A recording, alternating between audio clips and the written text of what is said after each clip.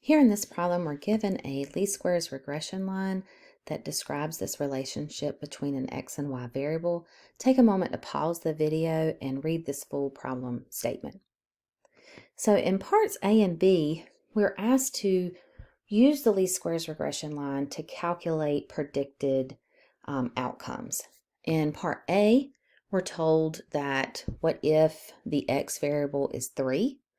What would the predicted outcome y hat be?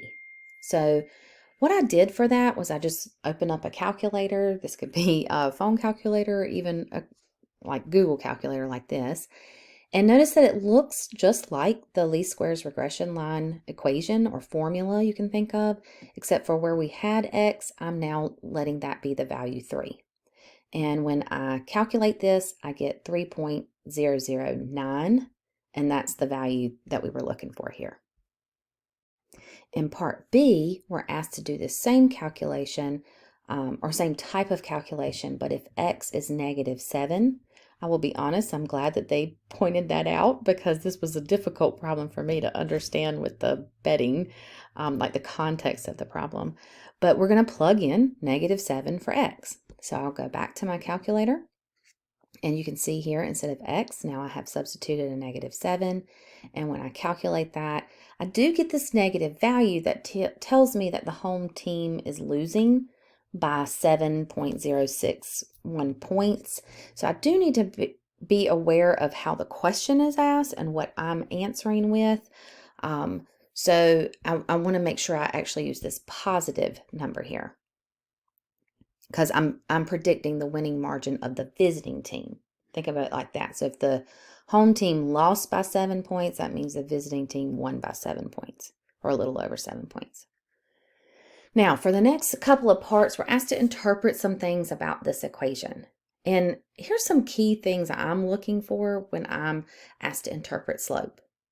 First of all, I want to see a relationship between both variables. You know, what is x, what is y, and I want to see a change relationship. So as x increases by 1, y increases by or decreases by, and then a value. And then I also want to see the phrase on average, because this isn't a hard and fast rule, but it's just a prediction. So the best one that I felt like put those pieces together was this one here in part C. For each 1 point increase in the spread, that's the x value, the expected winning margin, that's the y value, increases by, and then you list the slope, 1.007 points on average. That meets all those requirements I'm looking for. So for the y-intercept, our y-intercept here is this number, -0.012. And sometimes negatives don't make sense in the context of a problem. So that's why you see maybe it's not appropriate to provide an interpretation of the y-intercept. However, here, a negative number means that the home team lost by so many points. So that's what I want to see. I want to see a specific value when x is 0. Here is my y value.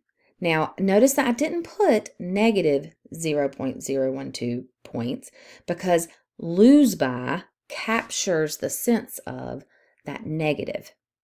Again, I want to make sure I see on average, okay, because this is not a hard and fast rule. This is a prediction, okay? And the very last part is asking about the coefficient of determination, which we are told in this part is 0.39.